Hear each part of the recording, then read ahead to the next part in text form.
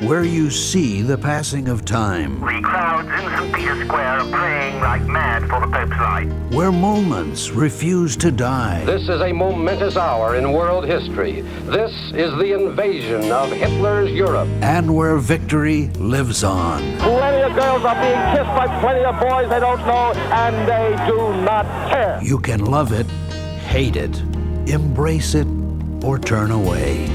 Lennon was shot to death late last night outside his apartment building. But it is a past we all share. Come on out here and give me a salute. Big Navy salute. This is where yesterday has a home, where we wonder what it was like back then. Go forward, knights, in safety. And not too long ago. His spirit must live on. It's where history has its place and where the past comes alive. The History Channel.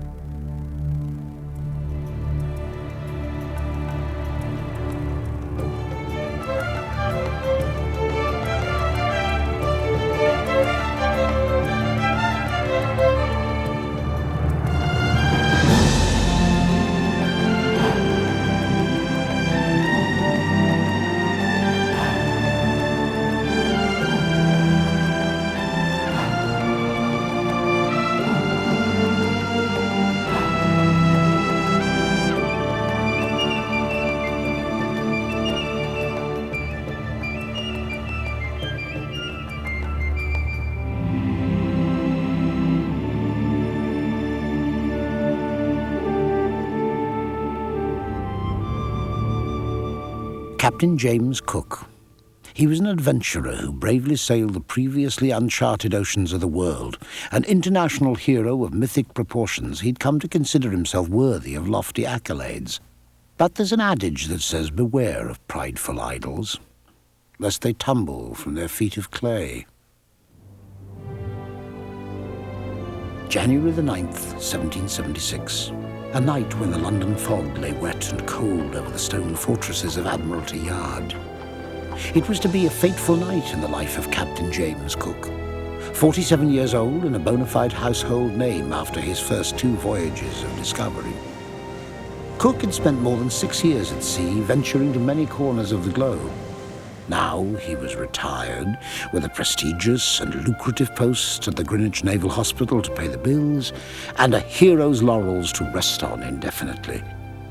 But the letters of the great explorer reveal a soul already restless without a ship to command. Whether I can bring myself to like ease and retirement, time will show. The Resolution will soon be sent out again, but I shall not command her. My fate drives me from one extreme to another.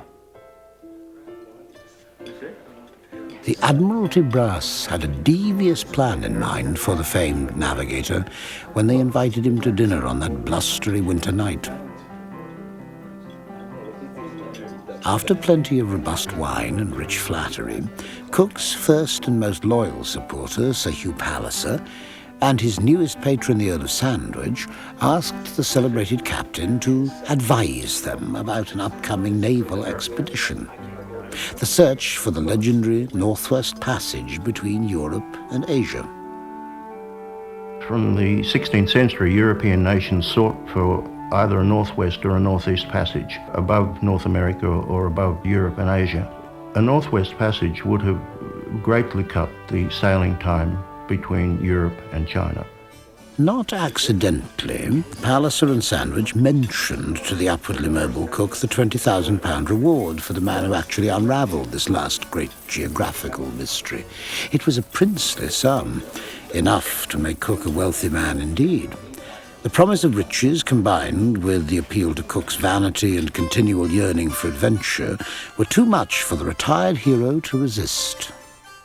The result is that Cook is enticed into it, partly perhaps by the chance of upward mobility into the lower aristocracy with all this reward, partly, I think, a sense of possibility to be the discoverer of the Northwest Passage. And thus the die was cast. Cook raised his glass and agreed to lead one last voyage. He couldn't have imagined the dangers into which that simple toast would lead him.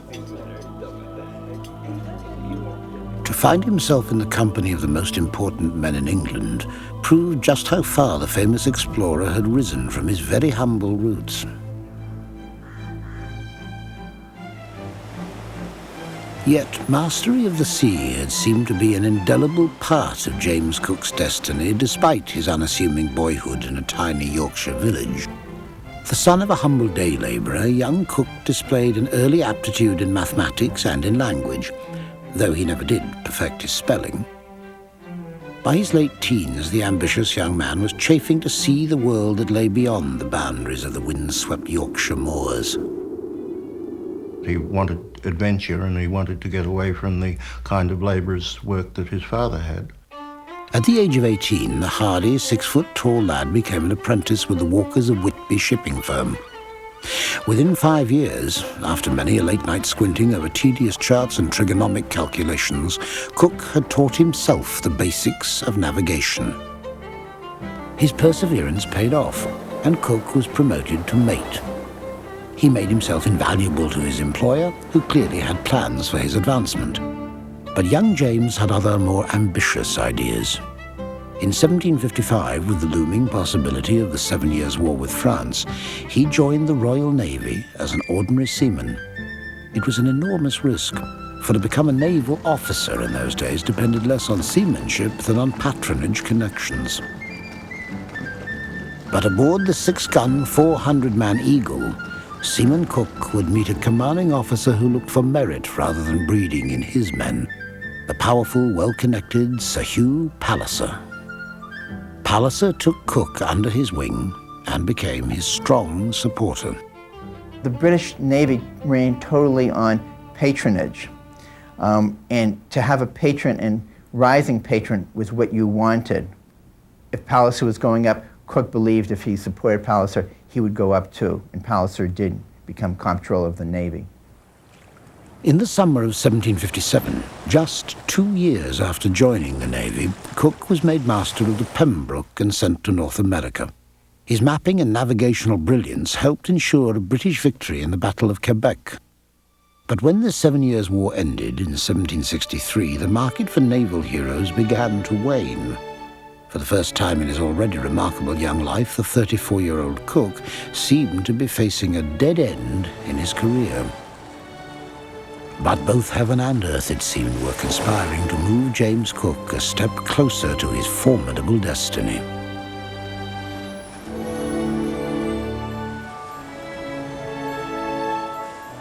For the leaders of Europe, the Age of Enlightenment heralded the birth of a new era of scientific curiosity and exploration. Astronomers had predicted that the planet Venus would pass between the Earth and the Sun in June of 1769. An accurate observation would make possible the first calculation of the distance between the Earth and the Sun, a breakthrough in celestial navigation and in man's understanding of his place in the undiscovered oceans of the universe. In 1768, the British Royal Society decided to send one of Her Majesty's ships to the South Pacific, deemed a key location to observe this remarkable event. But the Royal Society had a second secret purpose for a Venus expedition, the search for a possible new continent to claim for the king, the mythical Terra Australis. Terra Australis was the name given to the supposed southern continent. It was a product of theoretical geography. It developed out of a sense that the landmass in the northern hemisphere had to be balanced by an equivalent landmass in the southern hemisphere, or else the world would be out of kilter. Alexander Dalrymple, a Scottish gadfly and self-proclaimed adventurer who passionately believed in Terra Australis, campaigned vigorously to the Royal Society to lead the expedition himself. But the Navy wouldn't approve a civilian to command one of its ships. Instead, they chose James Cook, an unknown, common-born navigator. Dalrymple was furious, and from that point on appointed himself Cook's lifelong nemesis. Despite antagonism from Dalrymple, Cook began preparations for his first voyage of discovery. The detail-oriented mariner supervised every step himself in the preparations of his ship, the HMS Endeavour, from the caulking of the hulls to the fitting of her masts and sails. By August of 1768, the Endeavour was bound for Tahiti, thousands of miles away. In addition to the 85 crewmen aboard, several upper-class gentlemen lined the ship's decks. It was common during this era of exploration for wealthy, educated young men to buy their way onto voyages like the Venus expedition. On this trip, young Joseph Banks, an amateur botanist from an influential family, had brought with him an entourage of compatriots, two of them artists, whose goal was to document every detail of this historic trip. The self-educated Cook was inspired by the presence of these active young minds, and he and Banks became fast friends. Banks paid for himself and for a party of scientists and artists to go on the Endeavour voyage, and returned with the greatest collection of natural history ever brought into one country at one time.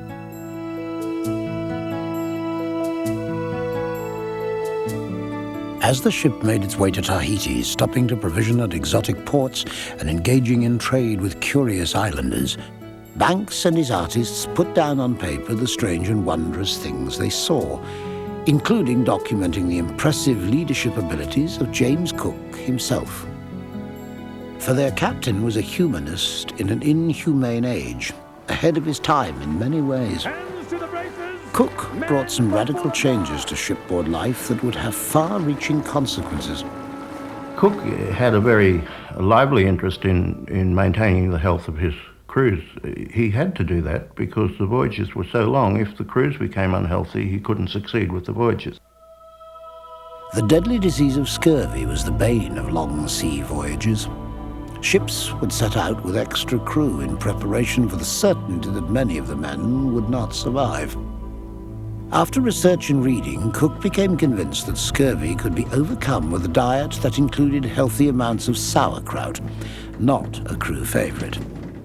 The sauerkraut the men at first would not eat until I put in practice a method I never once knew to fail with seamen, and this was to have some of it dressed every day for the captain's table, and permitted all the officers, without exception, to make use of it, and left it to the option of the men either to take as much as they pleased or none at all. The moment they see their superior set a value upon it, it becomes the finest stuff in the world, and the inventor an honest fellow. With his gift for sly persuasion and his ability to lead by example, Cook managed to convince his men to accept their daily ration of sauerkraut. Physicians would shortly prove Cook wrong in embracing his sauerkraut solution to scurvy. What really kept Cook's men as healthy as any crew in the history of seafaring was his habit of calling into port at regular intervals to stockpile stores with fresh fruits and vegetables. Cook also took pains to keep his men on shorter watches and openly encouraged physical exercise on land and on board ship. The sense of Cook is as someone who really wanted to do well by his men. He was from the working class, upwardly mobile, and he wanted to, in a sense, care for his crew.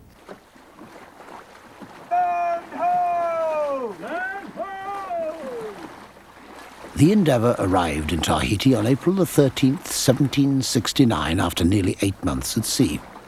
Ever industrious and orderly, the British sailors and scientists set up tents, workshops, and the makeshift observatory where they would watch the passage of Venus. But they were also observing the anomalies of this new and exotic culture. At the same time, the curious Tahitians were studying the strange, pale Englishmen.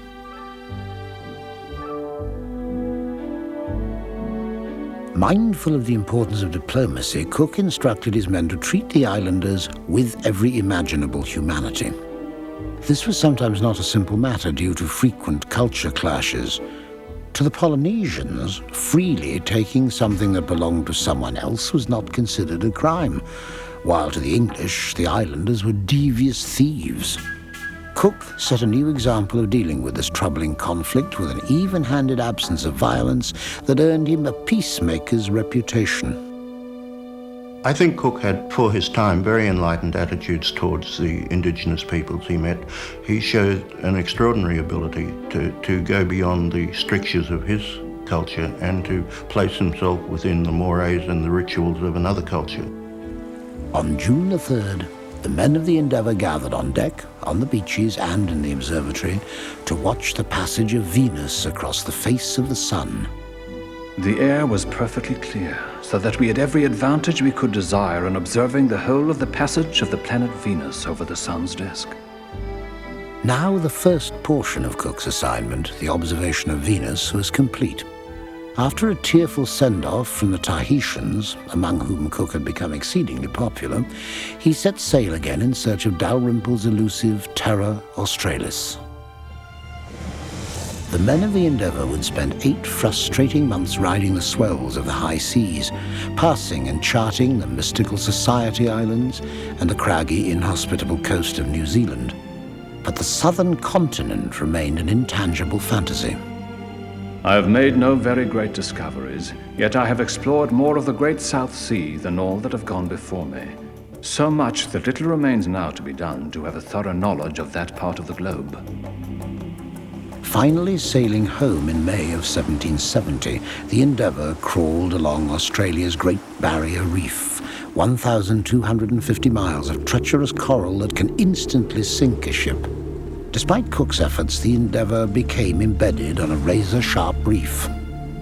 But the winds of fate were favourable that day, as they would be for Cook for years to come. The Endeavour was saved from disaster by a piece of coral stuck in her hull. The close call with Providence was a watershed event in Cook's life at sea. Cook wrote afterwards that a reef like this is scarcely known in Europe. It is a wall of coral rock rising perpendicular from the unfathomable deep. And it was at that moment that he began to understand just the risks of being an explorer. And so he began to realize a destiny that I don't think he had been conscious of earlier. The Endeavour and crew finally arrived home in July of 1771, 3 years after embarking. Cook hadn't found the mythical southern continent, but his fame had already begun to spread, and he returned home to an England longing for new heroes.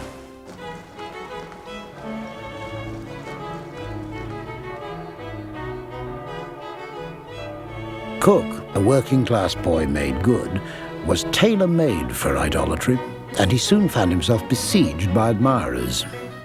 But Cook's arch-rival, Alexander Dalrymple, was determined to drag the Yorkshire boy down. The jealous Dalrymple insisted that Terra Australis was out there, probably somewhere Cook had failed to go. What was so interesting about the first voyage was not as much what it did, but the potential questions that it raised.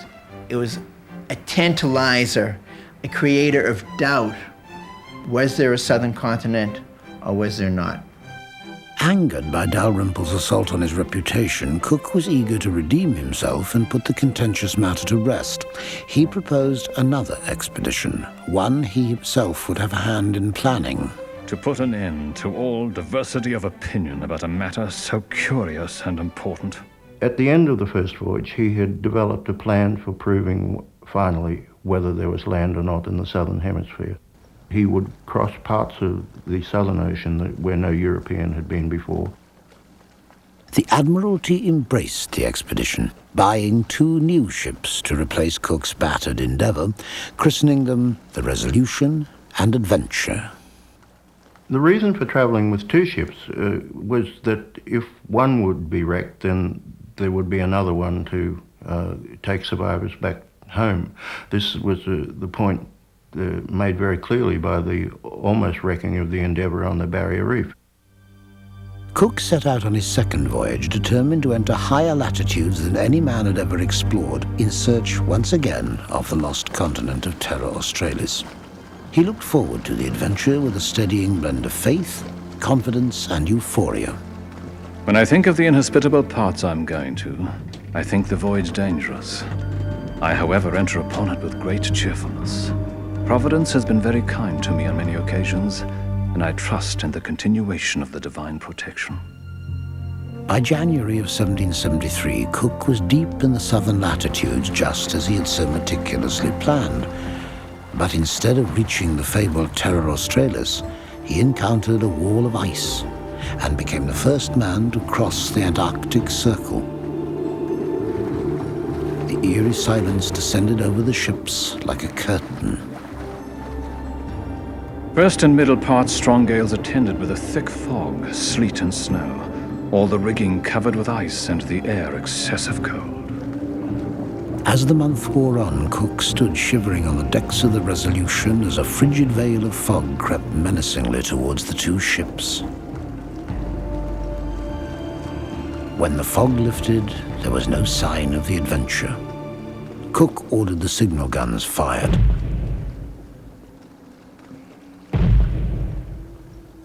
But the sister ship was nowhere to be seen.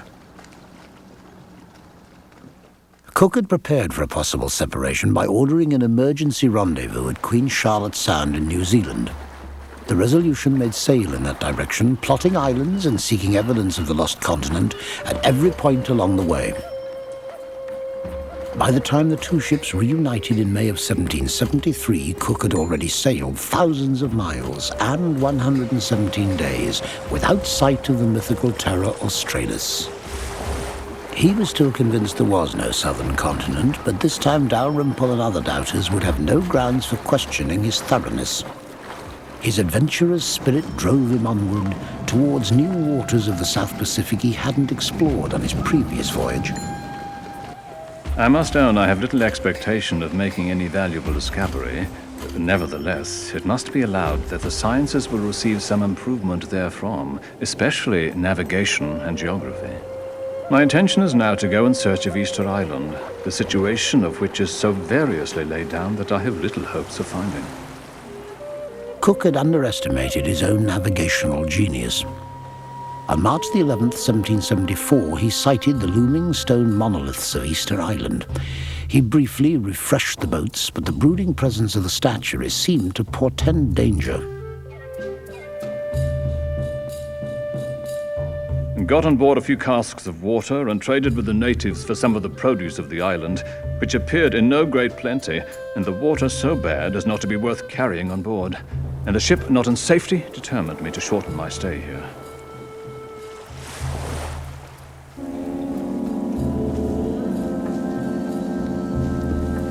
On April the 7th, inhabitants of the Marquesa Islands looked to the horizon with a combination of excitement and fear. There, just off the coast, were two enormous vessels steered by white-skinned strangers, wearing heavy, uncomfortable-looking garments. The Resolution and the Adventure had become the first European ships to reach this distant land in over 200 years. The inhabitants of these isles are without exception as fine a race of people as any in this sea, or perhaps any whatever.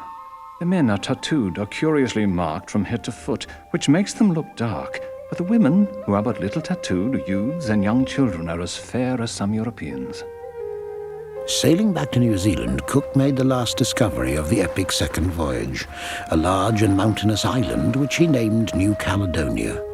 Cook spent only 10 days here, but it was long enough to undergo another transforming experience that further bolstered his growing sense of destiny. He ate a fish which people told him was very likely to be poisonous, and he was desperately ill for some days and only saved because one of the ship's dogs was sacrificed to make broth for him.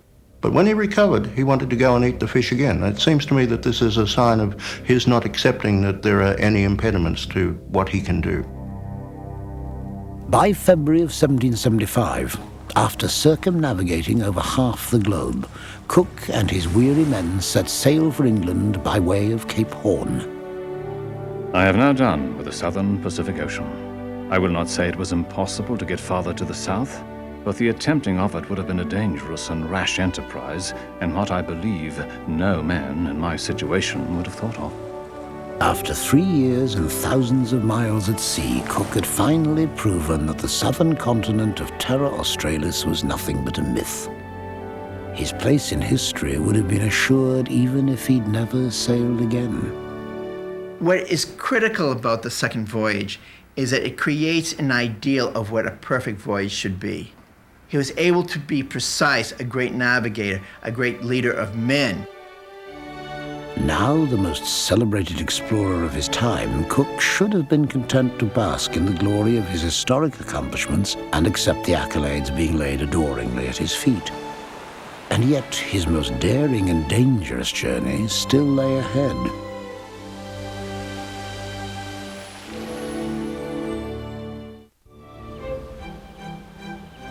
In honor of the near perfection of his second voyage round the world, Captain James Cook was rewarded with a position at Greenwich Hospital that meant a lifetime of security for his wife and children. For the humble son of a day labourer, the praise and notoriety must have been satisfying, accompanied by a growing sense of destiny, of having taken his place alongside the greatest explorers of history. But Cook seemed ambivalent about his semi-retirement. My fate drives me from one extreme to another. A few months ago, the whole southern hemisphere was hardly big enough for me, and now I'm going to be confined within the limits of Greenwich Hospital, which are far too small for an active mind like mine. I must confess, however, it is a fine retreat and a pretty income. Then, the British Admiralty, long curious about the existence of a northwest passage between the Atlantic and Pacific, convinced Cook to end his short retirement and undertake a third epic voyage. But unlike his previous adventures, from the start this journey was plagued by harbingers of calamity.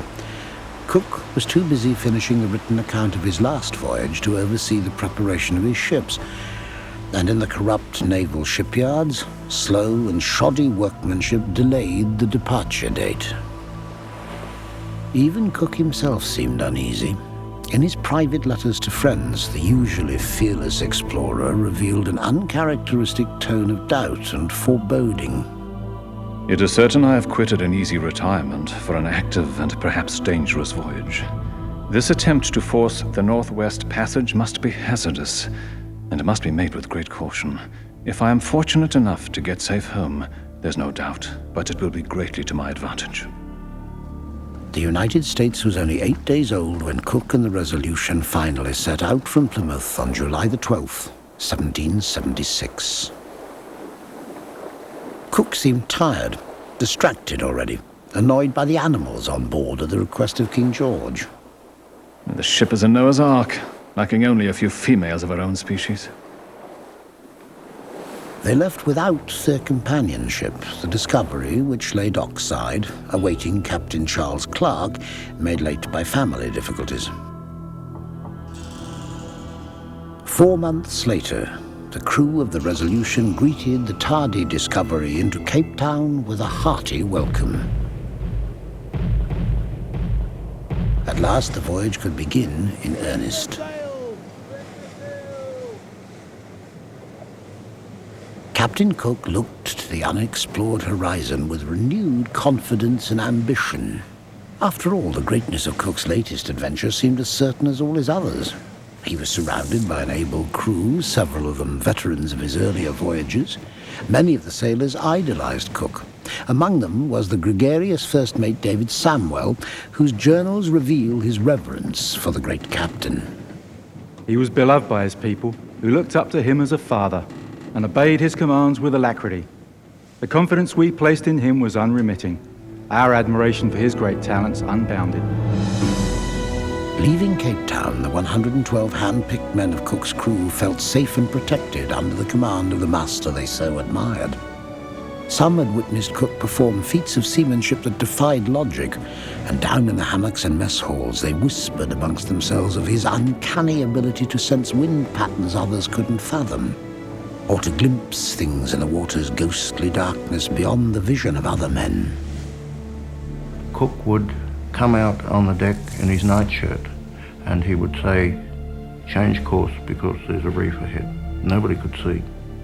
In the great expanses of the Pacific, to have somebody who says, "Change course because there's a reef ahead," and then in the morning they would see the reef.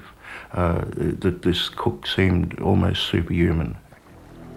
But precious little sailing passed before the first crack in Cook's armour appeared.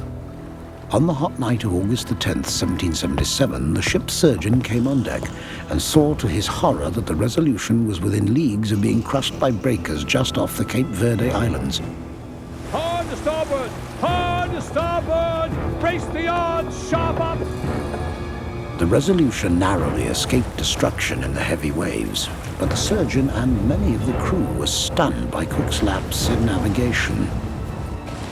To bring a ship into so alarming a situation as we were in at this time, without being able to give a satisfactory reason for it, certainly deserves the severest reprehension. The sloppiness that caused such a shocking near miss was indeed out of character for the perfectionist Cook.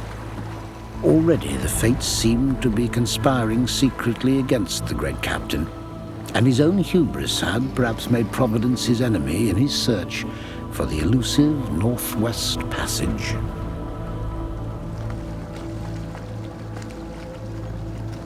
By the summer of 1777, Cook and his companion ship had meandered through the vast expanse of the dreamy blue South Pacific. But faced with mischievous and thieving Polynesian islanders, on this journey Cook responded with uncharacteristic violence. Midshipman George Gilbert noted Cook's savagery in his journals. Captain Cook punished in a manner rather unbecoming, by cutting off their ears, firing at them with a small shot. I can't well account for Captain Cook's proceedings on this occasion, as they were so very different from his conduct in like cases in his former voyages. They were dangerously behind in schedule, and risked missing the narrow window of weather that would allow them to tackle the Bering Straits, the imagined entrance to the Northwest Passage. But as Cook's weary eyes scanned the horizon, fate presented him with his final and most famous discovery. Land ho! The lush and beautiful Hawaiian Islands. But even amidst this unexpected triumph, the great captain's temperament seemed to have turned darker, angrier. He was more irritable, brooding, and violent than anyone on board had ever seen him. His behaviour had changed markedly. The junior officers developed a habit of saying, "I had a heaver from the old boy." Heaver meaning the frenzied Tahitian dance. So he evidently would stamp his feet and throw himself into paroxysms of rage. And so the change in the man was evident to all who were about him. Now, in addition to the rigours of capricious seas and the everyday hardships of shipboard life, Cook's officers and sailors had a new foe to contend with, a brilliant but unstable captain. And as Cook's ship sighted the Polynesian paradise of Hawaii, new dangers of a magnitude previously unimagined awaited the legendary explorer.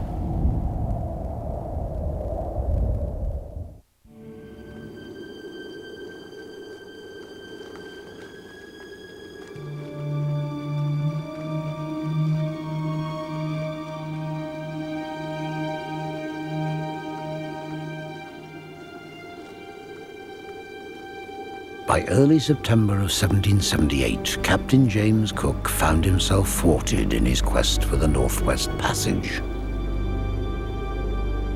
Massive ice floes off Alaska blocked his entrance to the upper latitudes. After months of searching, his ships had run so short of provisions that Cook and his men had to eat walrus. In one of the rare occasions of his triumphant career, the legendary adventurer was facing almost certain failure. He was seemingly tired, he was probably ill, and circumstances began to get beyond him. Disheartened and close to exhaustion, Cook finally changed his plans. He set a southerly course, preparing to winter in the newly discovered Hawaiian Islands. With his ships repaired and men refreshed, he would try again for the passage in the spring. But as his ships neared Hawaii's Kealakekua Bay, Cook's downcast spirits had occasion to rejoice. The arrival of the Resolution and Discovery prompted a greeting that would have lifted the heart of any weary sailor. Thousands of exuberant islanders in canoes paddled out to meet the English explorers, raising their voices in a joyous welcome song.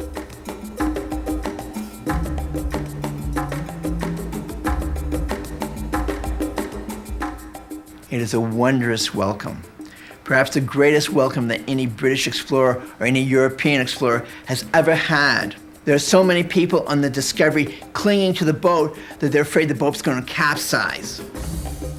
This is something totally new to them, baffling, exciting. The Hawaiians' thunderous welcome worked an immediate magic on shipboard morale. Midshipman Gilbert wrote rapturously of the arrival in his journal. The joy that we experienced on our arrival here is only to be conceived by people under like circumstances. For after suffering excessive hunger and a number of other hardships, we had now come into a delightful climate where we had almost everything we could wish for. But there was more than Hawaiian hospitality behind their buoyant welcome. Cook had fortuitously anchored in Kealakekua Bay during a religious festival. Suddenly, the famous explorer was more than just a great man. To some Hawaiians, he was perhaps a holy man.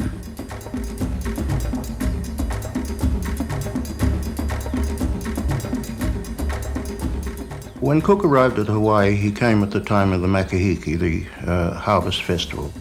At this time, Lono, the god of produce and peace, was in the ascendancy. Because the Hawaiian cosmology told them that Lono would arrive in a canoe and make a clockwise progress through the islands, and because Cook happened to come into Kealakekua Bay where the chief temple of Lono was, the Hawaiians considered that he was the incarnation of Lono and that he was arriving at the proper time.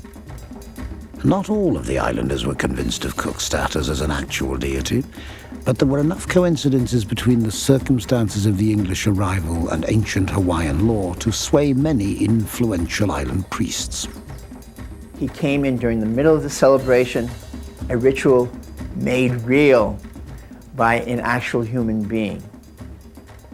The islanders treated Cook with reverence, showering him with food, precious gifts, and honoring him with sacred ceremonies. For a man already consumed with a sense of his own destiny, such veneration must have been a heady experience indeed. Despite the flattery, Cook's ill temper didn't improve. After enjoying 3 weeks of the Hawaiians' boundless generosity, the Englishmen began to sense an impatience in their hosts. Wary of overstaying his welcome and suspecting that the Hawaiians had depleted their own food sources to impress their visitors, Cook ordered his men to prepare for departure. Laden with farewell gifts, the English explorers left Kealakekua Bay on February the 4th, 1779. They leave thinking this was the best island they had ever visited. It doesn't get better than this. But just 3 days out, the ships encountered a tempest. Then the unthinkable. The Resolution's foremast, the work of shoddy naval shipwrights, snapped during a violent squall. Cook had no choice. He had to reroute his ships back to the safety of Kealakekua Bay. The injured vessels limped into the cove that had so recently been the site of their triumphant welcome. This time, there was no grand reception. The somber return was chronicled by Lieutenant William King aboard Cook's vessel. Upon our coming to anchor, we were surprised to find our reception very different from what it had been on our first arrival. No shouts, no bustle, no confusion, but a solitary bay, with only here and there a canoe stealing close along the shore. Midshipman George Gilbert darkly noted the changed attitude of the islanders towards the returning Englishmen. The natives did not appear to receive us this time with that friendship that they had done before. Our quick return seemed to create a kind of jealousy amongst them with respect to our intentions. During the Englishman's absence, the celebration to Lono had ended, and a new god had gained the ascendancy. Ku, the god of war and human sacrifice. Cook's untimely return had upset the sacred Hawaiian cosmology, and the islanders were swift to show their displeasure. They armed themselves with stones, ready to attack. They refused to aid the crewmen repairing the foremast, and the normal Polynesian thieving, which the diplomatic Cook had handled so well in the past, swelled out of control. The hostility between the Hawaiians and their unwelcome guests grew with each passing hour. Early on the morning of February the 14th, 1779, Cook learned that the Discovery's cutter had been stolen by natives during the night. For a furious Cook, this brazen theft was the last straw. He was determined to retrieve the cutter no matter what the cost. Cook angrily barked out his orders to his men. He sent several boats into the bay to intercept all native canoes.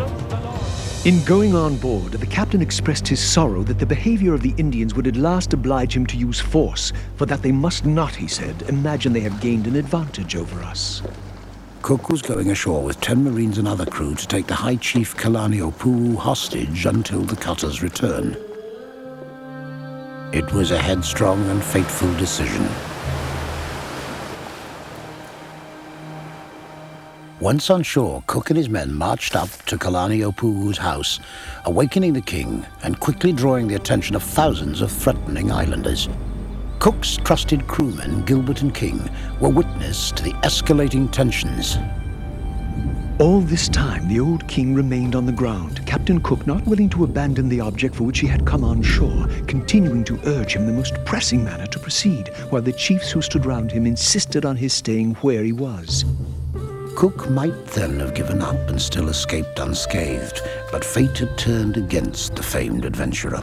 At that moment, word reached the growing mob that one of Cook's men stationed in the bay had shot and killed a popular island chief.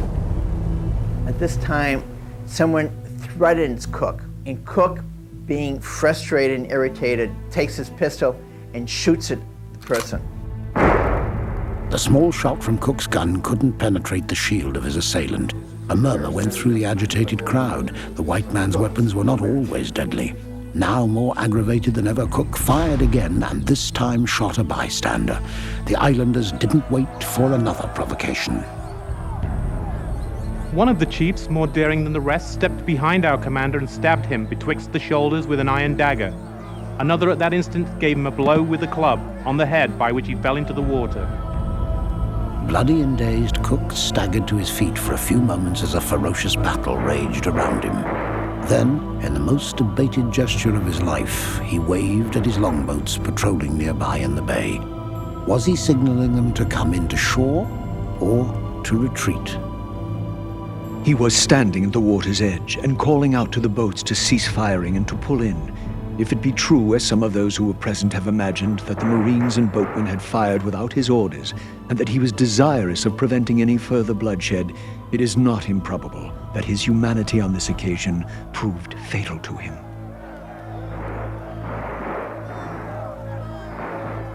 His body was immediately dragged on shore and surrounded by the enemy, who, snatching the dagger out of each other's hands, shared a savage eagerness to have a share in his destruction. When the battle ended, the British survivors retreated to their ships while the islanders retrieved the dead. Cook and 4 British Marines and more than 15 Hawaiians lay slain on the shore. A ghostly pall descended over the island, and as the shock of the violence drifted away like gentle waves upon the shore, each side contemplated what the death of Captain Cook had cost them. The British had lost a father. The Hawaiians had lost a god. For 2 quiet, mournful days, the British and Hawaiians eyed each other suspiciously across the expanse of Kealakekua Bay. But on February the 16th, a native canoe slipped through the night's inky darkness towards the British vessels. About 9 o'clock in the evening, some people were discovered paddling very softly to the ships. To our great astonishment, they proved to be 2 of the natives, who had brought with them about 5 pounds of human flesh, which they told us was Captain Cook. Though Cook's mutilation was appalling to the Christian-bred British, Captain Clark recognized the gesture as an offering of peace. The downcast British sailors gave their revered captain a traditional burial at sea.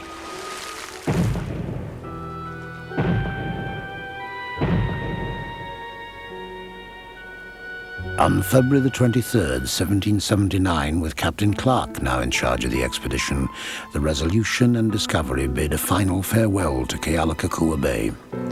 The open seas and another attempt at the Northwest Passage lay ahead of them now, but their despair over the loss of their commander would haunt the rest of the journey. His great qualities are admired beyond anything I can express. I gloried in him, and my heart bleeds to this day whenever I think of his fate. Tragedy seemed to follow the expedition from that day forward. The attempt to locate the Northwest Passage failed. Captain Clark succumbed to tuberculosis before the ships arrived back in England in October of 1780. Cook's legend grew in the decades following his death. True to his lifelong ambition, this son of a day laborer had helped shape the face of the world of his times.